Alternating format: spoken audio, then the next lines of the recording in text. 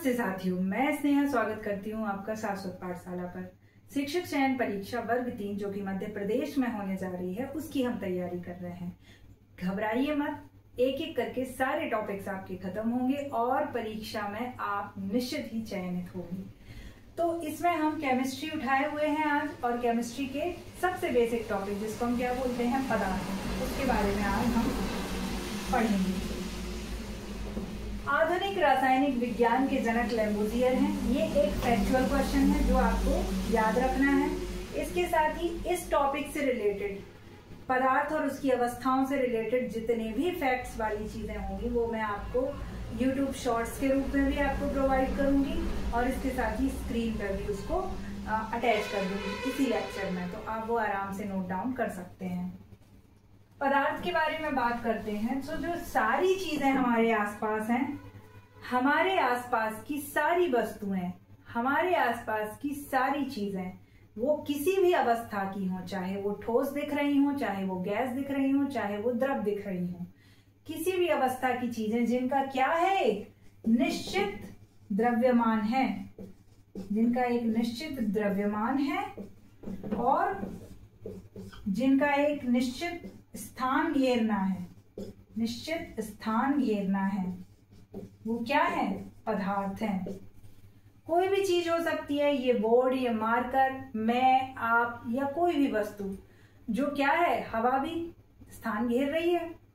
Vacuum किसे कहते हैं, जब आप हवा रिलीज कर लो किसी स्थान से, वो निर्वात बन जाएगा। हवा को हटा दो आप, वो निर्वात है।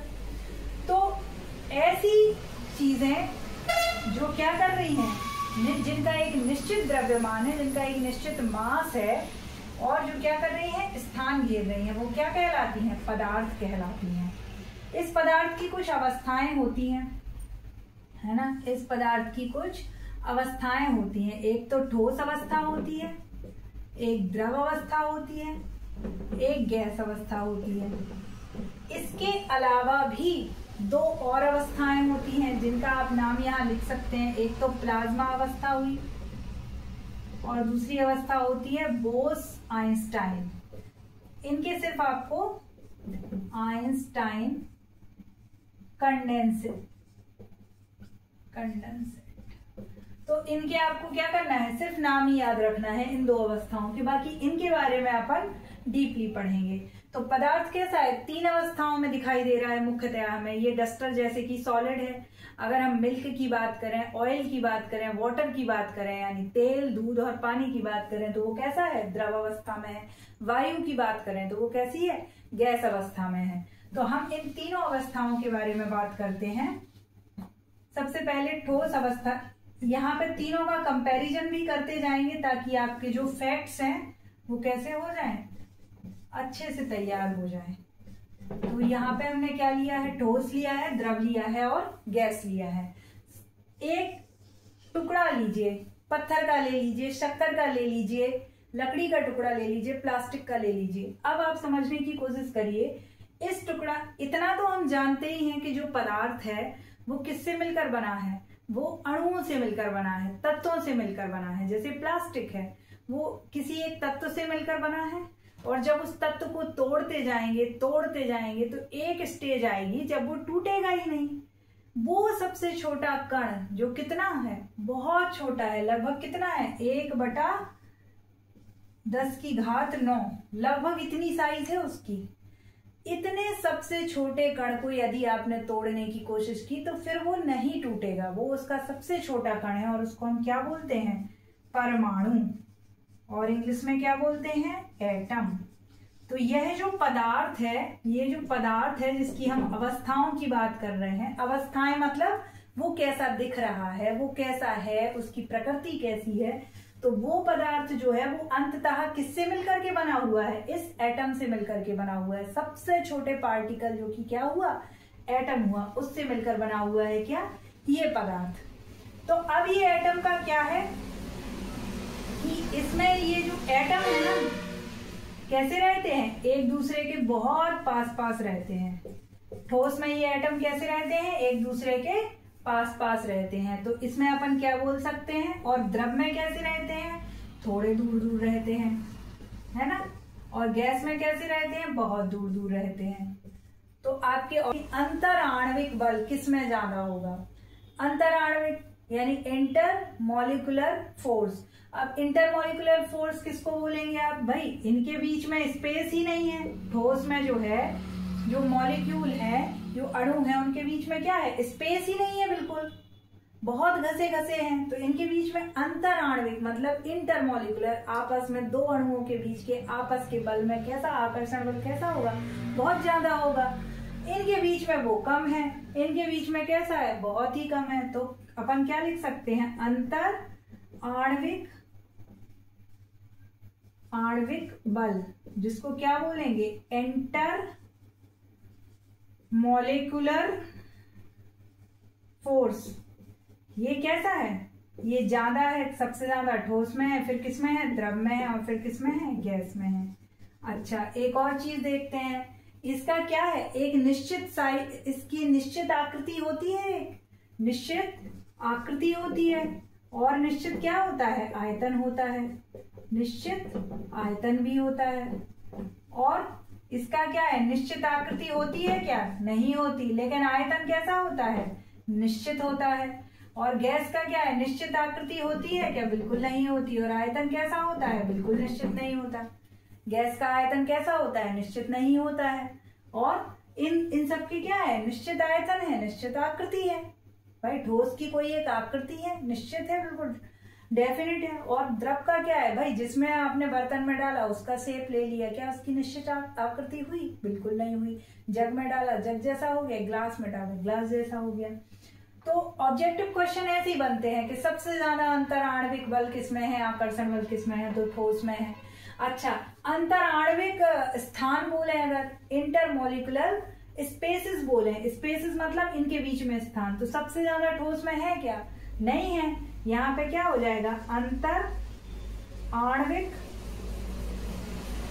स्थान मतलब इन मॉलिक्यूल के बीच में स्पेस, स्थान। तो ठोस में कैसा है, सबसे कम है, फिर द्रव में, और फिर किसमें, गैस में। ऐसे ही जब हम ऊर्जा की बात करेंगे तो जो ठोस है उसमें गतिज ऊर्जा कैसी होगी, गतिज मतलब मोशन करने की ऊर्जा। तो इसके अणुओं के बीच में तो जगह ही नहीं है, तो क्या वो मोशन कर पाएंगे, वो चल पाएंगे, वो गति कर पाएंगे, नहीं कर पाएंगे। तो जो गतिज ऊर्जा है वो कैसी होती है, गतिज ऊर्जा। गतिज ऊर्जा ठोस में कैसी होती है, कम होती है, ठोस से कम, ठोस से ज्यादा द्रव में होती है, और द्रव से ज्यादा किसमें होती है, गैस में होती है। क्योंकि गैस के अणु कैसे हैं, बहुत दूर दूर है, फैले हुए हैं, उनका कोई निश्चित आकार ही नहीं है, तो उनके अंदर गतिज ऊर्जा कैसी होती है, ज्यादा होती है। तो ये मुख्यतः 2-3 चीजें हैं जो आपको बिल्कुल याद रखनी है कि पदार्थ होता क्या है और उसकी अवस्थाएं क्या है। इसके साथ ही हम एक और चीज करें कि अगर रासायनिक विज्ञान जो है इसको देखें कि इसका अध्ययन किस तरीके से किया जाता है। विज्ञान में जो पदार्थ हैं उनके अध्ययन की बात कर रहे हैं, तो उनके 2 तरीके से होते हैं, भौतिक तरीके से और रासायनिक तरीके से। और रासायनिक में भी हम क्या लेंगे, कार्बनिक और अकार्बनिक।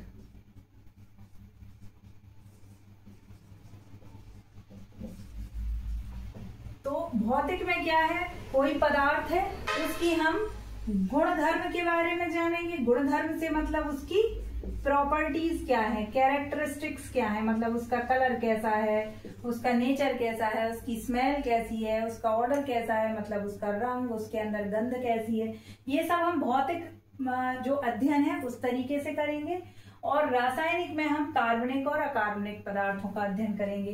तो कार्बनिक पदार्थ वे होते हैं जो कार्बन और हाइड्रोजन से मिलकर के बने होते हैं, कार्बन और हाइड्रोजन के यौगिक होते हैं, ठीक है, के यौगिक होते हैं। यौगिक मतलब कंपाउंड होते हैं।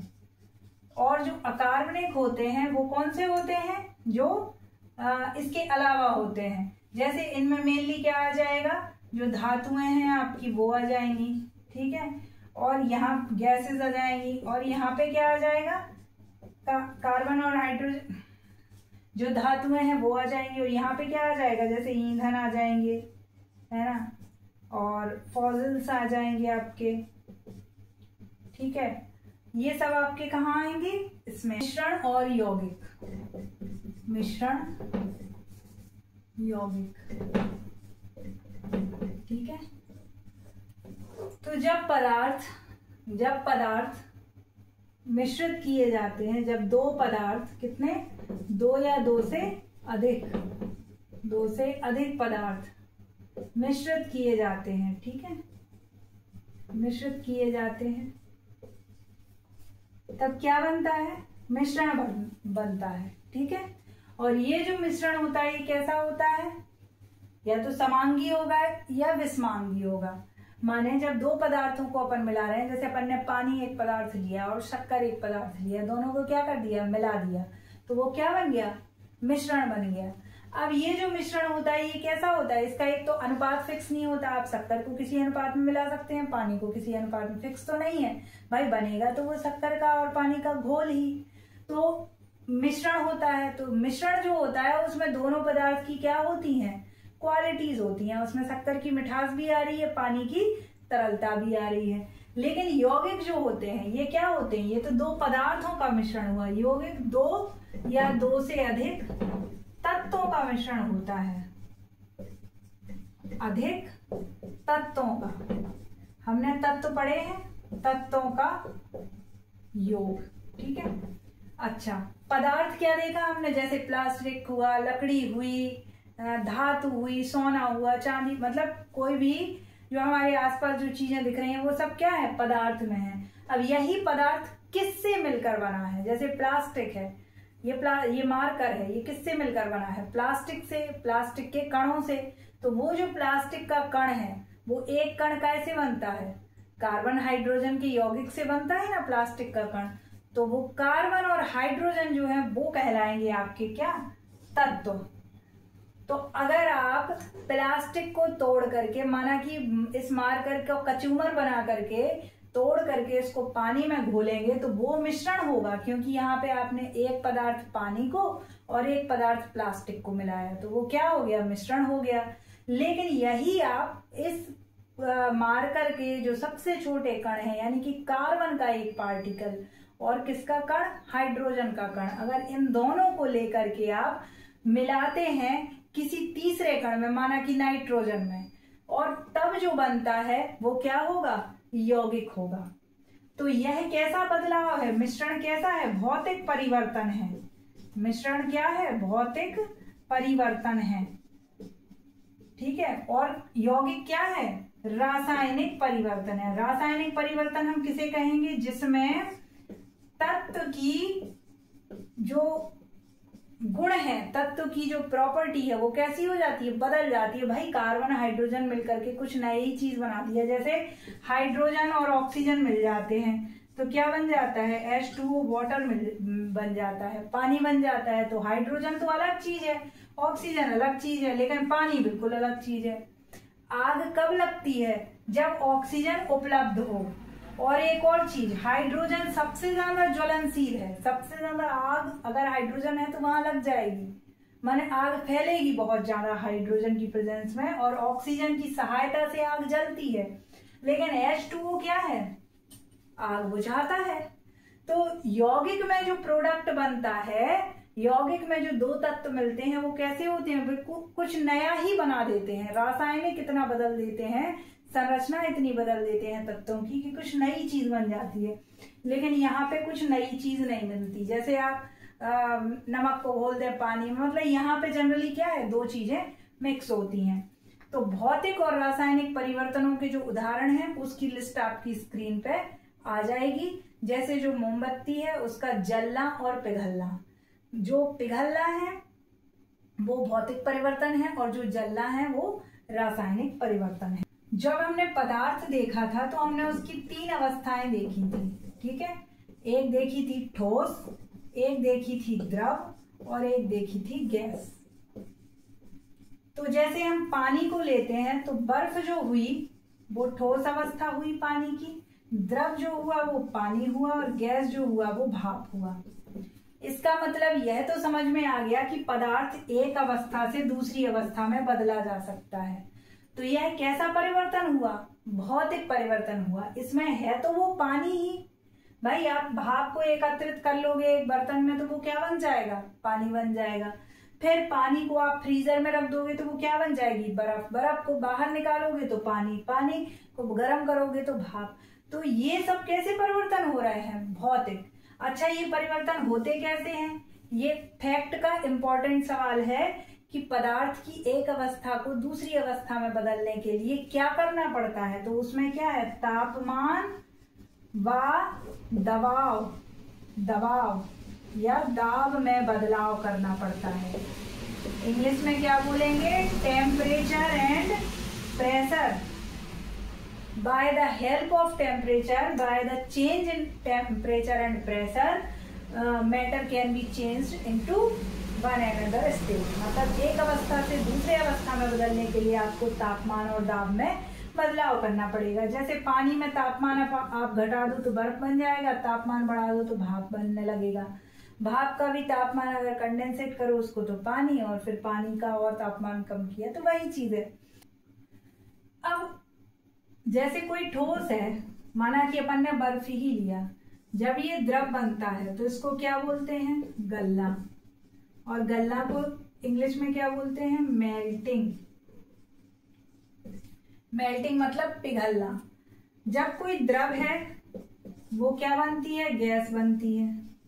जैसे पानी क्या हुआ, भाप बन गया, तो उसको क्या बोलते हैं, बॉइलिंग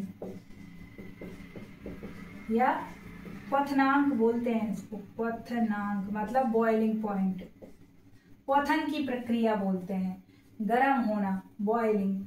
तो इसमें क्या होता है, जैसे पानी जो है 100 डिग्री सेल्सियस, अगर आपका गैस का टेम्परेचर बढ़ते बढ़ते 100 डिग्री हो गया तो ये भाप बन के उड़ जाएगा, पानी सूखने दो। आप देखते भी, ऑब्जर्व करते होंगे, पहले आप बर्तन रखते हैं पानी गर्म करने का, पहले कुछ असर नहीं होता, धीरे धीरे वो उबलने लगता है, उसमें बबल्स आने लगते हैं।